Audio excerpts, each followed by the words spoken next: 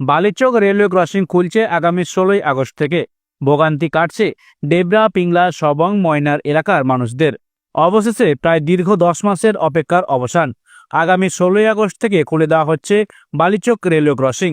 এই সিদ্ধান্তে স্বস্তির নিঃশ্বাস ফেলছেন ডেবরা, পিংলা, সবং, ময়না, পটাশপুর সহ বিস্তীর্ণ এলাকার মানুষজন।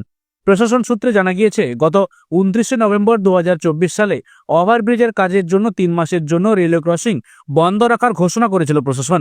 কিন্তু কাজ অসম্পূর্ণ থাকায় সেই 3 মাসের বন্ধ বাড়তে বাড়তে দাঁড়ায় প্রায় 10 মাসে।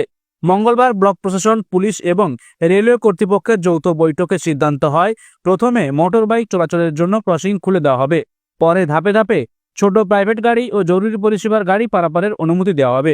এলাকাবাসীদের দাবি, এতদিন 16 নম্বর জাতীয় সড়ক ধরে গন্তব্যে পৌঁছাতে সামচো কিংবা রাধাবনপুর দিয়ে অন্তত 20 কিলোমিটার বাড়তি ঘুরতে হতো। ফলে সময়, জ্বালানি এবং অর্থ সবকিছুই অপচয় হচ্ছিল।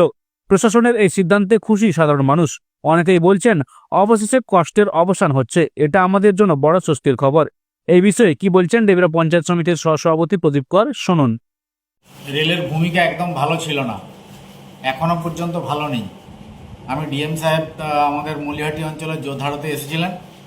আমি আমাদের দলের পক্ষ থেকে ওনার কাছে আবেদন রেখেছিলাম যে যত দ্রুত সম্ভব বালিচক রেলগেট খোলার ব্যবস্থা করার জন্য।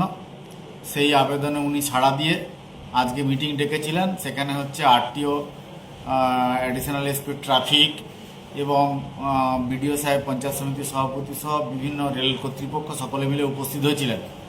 সেখানে আলোচনা হয়েছে। ডিএম সাহেব সিদ্ধান্ত জানাবেন, সম্ভবত 16ই আগস্ট থেকে 2 হুইলার গাড়ি ছাড়া হবে এবং পরবর্তী কিছুদিন চলার পরে পরবর্তী নির্দেশের অপেক্ষায় থাকবো, যাতে প্রাইভেট কার যেগুলি যাওয়ার কথা সেগুলি যাতে যায়, সেই জন্য ডিএম সাহেবকে পুনরায় আবার অনুরোধ করব। যাই হোক, দীর্ঘদিন বালিচকের যে সমস্ত প্রান্তিক দোকানদার, নিত্যযাত্রী এবং পথচারিত মানুষ এবং স্কুল কলেজের ছাত্রছাত্রী, যাদের ওই 90 দিনের ডিএম সাহেব কর্তৃক যে বিজ্ঞপ্তি ছিল সেটা অতিবাহিত হয়ে যাওয়ার পরে প্রায় 5.5 মাস অতিক্রান্ত হয়ে যাওয়ার পরে মানুষের ধৈর্যের বাঁধ ভেঙে গেছে।